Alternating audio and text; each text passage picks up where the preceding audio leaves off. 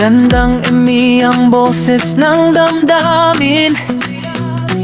Tulong at kalingap ang laging unahin. Hello everyone! Welcome back again to my channel. So for today's video mga kalingap, siyempre i-congratulate natin si Joy. Sa ngayon, updates tayo sa channel ni Joy. Kasi marami yun siyempre natutuwa, masaya. Dahil nagkaroon na nga ng channel, itong si Joy.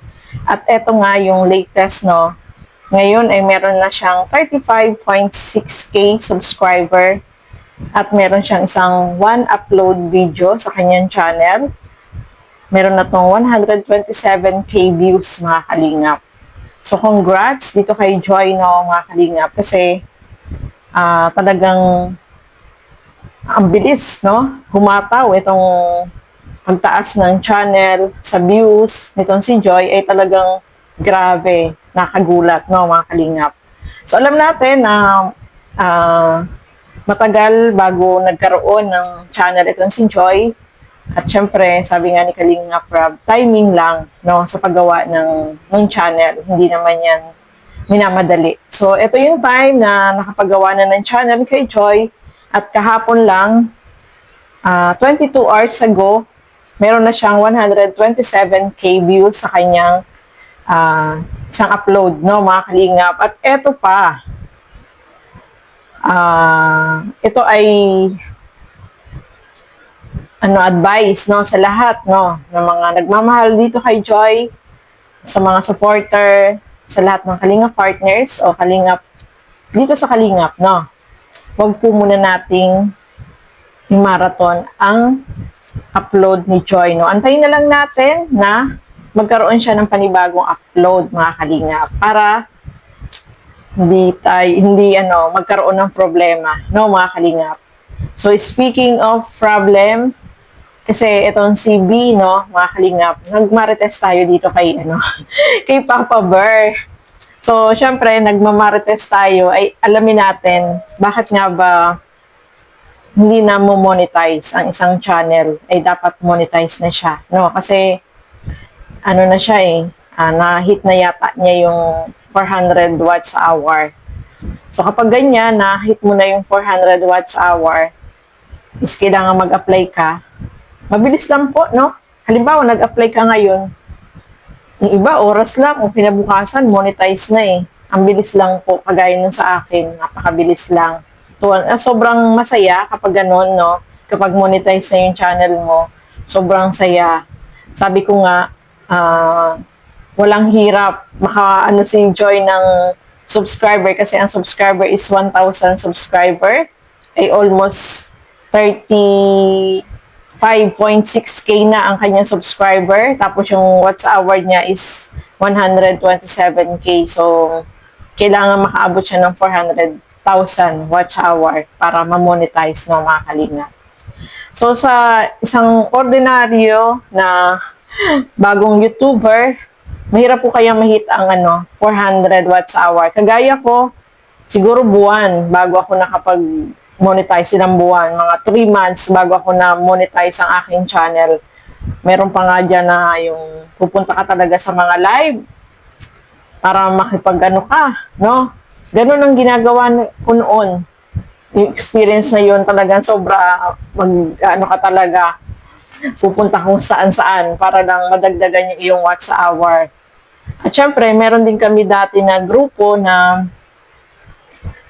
kami, yung palitan kami, meron kaming grupo na manonood kami sa mga kasama namin. Parang exchange, manonood siya sa akin, manonood din naman ako sa kanya. Parang ganon. So, nung ma-monetize kami, halos sunod-sunod, naka-play all, sunod-sunod, play all yung video na ipi-play mo para hayaan mo lang siya nagpi-play dyan. Kahit magdamag o maghapon, hayaan mo lang siya, ganon. Yung ginagawa namin dati.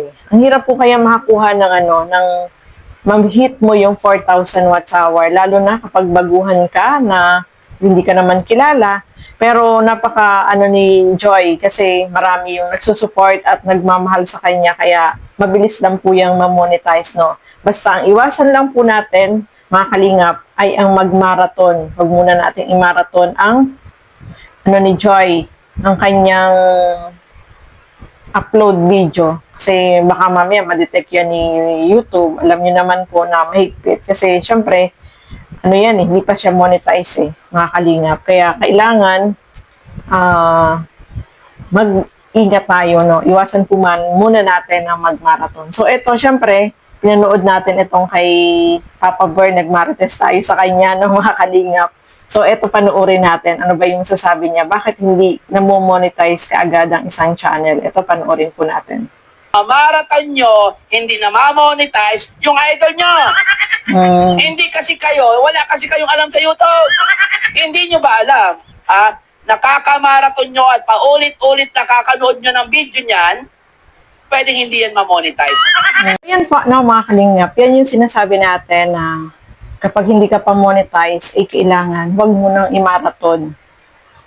So, alam natin, madidetect po kasi yan ni YouTube. So, kailangan yung panonood natin ay talagang nanonood lang, hindi yung paulit-ulit. Kasi pag nakita nila na paulit-ulit, ay baka ma-decline yung pagka-monetize mo ay mawawala, no? Sayang.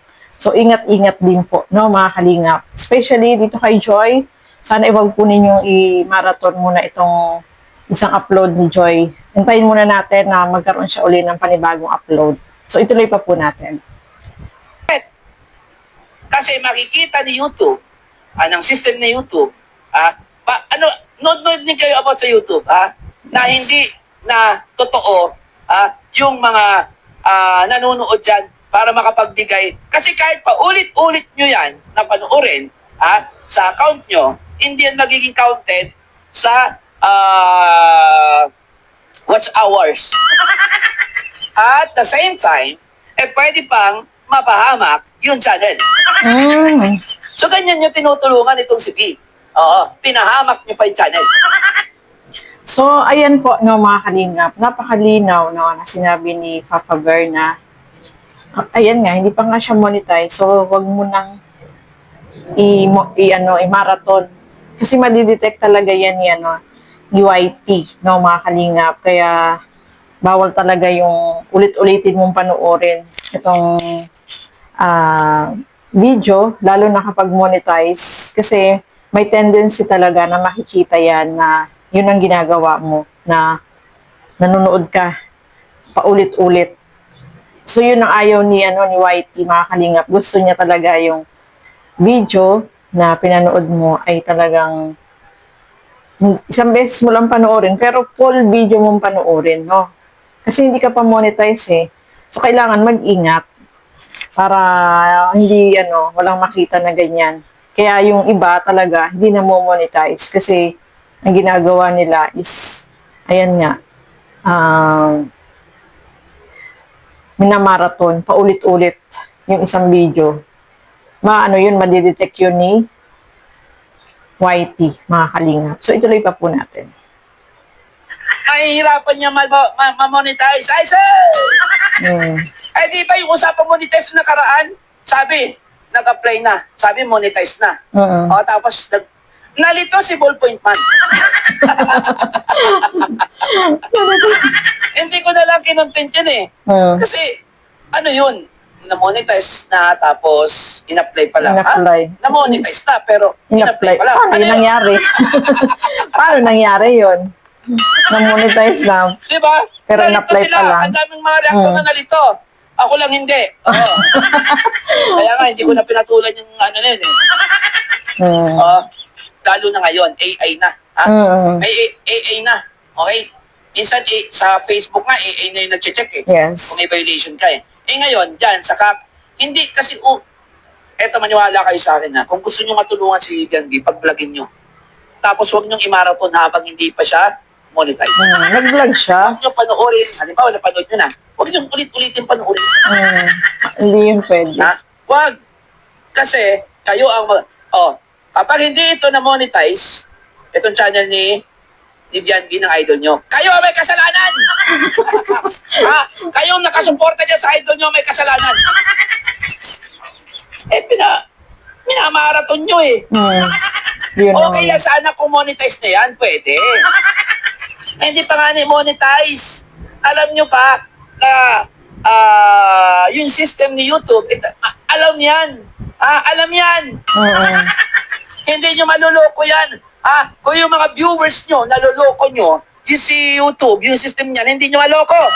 So, ayan po, no, narinig natin si Papa Bear, no? Papa Bear, grabe, ang saya naman na kanyang live, di ba? So, ayan, mayroon tayong idea, no? At syempre, dapat talaga, kapag nag-YouTube tayo, meron din tayong kaunting kaalaman. Kasi, alam natin, mahigpit, no? Mahigpit naman po talaga. Kasi kapag may kaunti kang violation, ay may tendency talaga na hindi ka ma-monetize, no? So, panibagong ka na naman, apply. So, kailangan, ingat-ingat din. Syempre, tayo naman, gusto din naman natin siya na ma-monetize, no, mga kalingap. At syempre, dapat, mas maganda, manood tayo ng mga, yung interesting about sa YouTube, na ano dapat yung na ating kaalaman. Yung magbibigay kaalaman ba? Especially sa mga bagong YouTuber na gusto maging content creator, dapat alam natin kung ano ba yung mga rules, ano ba yung mga bawal, ano ba yung dapat na gagawin, di ba? Para makakatulong. Kasi kung basta-basta ka lang mag-upload, tapos wala ka namang alam, dapat pag-aralan din, no? Mas maganda yung may alam, di ba? Tama naman si Papa Bear, no? Kailangan magbasa-basa, manood ng mga tutorial, marami po dyan sa YouTube, mga kalingap, na pwede mo matutunan. Dagdag kaalaman, no, sa atin, especially sa mga bago, no. At kay Joy, ganun din, especially ingat-ingat din sa yung mga music, na alam natin na mga copyrighted na music, ano ba yung ilang minuto ba dapat yung upload natin, mas maganda 8 minutes yung upload natin na video, dapat ganun, para maraming ads, no, para halimbawa sa isang video, 3 beses na magkaroon ng ads, ganun po yun, dapat 8 minutes. Dapat. So, pag-aralan natin, no, mga kalingap, hindi lang basta-basta nag-YouTube. Dapat meron tayong dagdag kaalaman ba. So, ayan po, no, mga kalingap. Ito lamang po at congrats dito kay Joy. Good luck sa pagiging content creator ni Joy, no. Masaya tayo para sa kanya, no, mga kalingap. So, ayan po. Maraming salamat sa inyong walang sawang panonood at pagsuporta dito sa aking mga ginagawang reaction video. Siyempre, suportahan din po natin Bal Santos Matubang, Kalinga Frab, Ate Edna Vlog.